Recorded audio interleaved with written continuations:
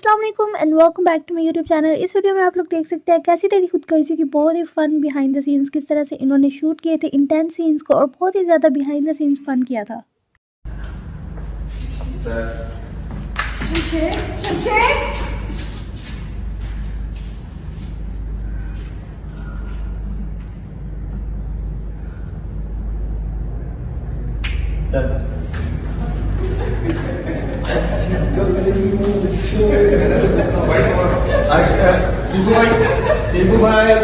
टीपू भाई कान नहीं था सबके पॉइंट ऑफ व्यू बहुत नीचे था, जमीन पे था।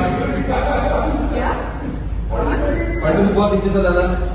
अभी अगेन करना है जी, वन मोर करेंगे, वन मोर आएंगे ड्रेसिंग में सब अगर भी मैम सकते हैं आप दिलावर खींचता चला गया। कहाँ से गया?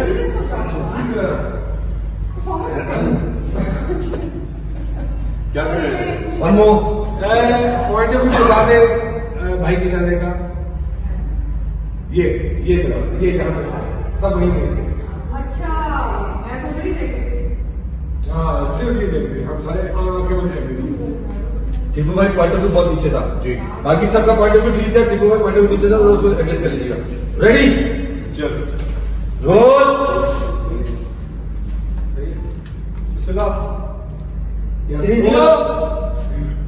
क्यों कट करें? रोल।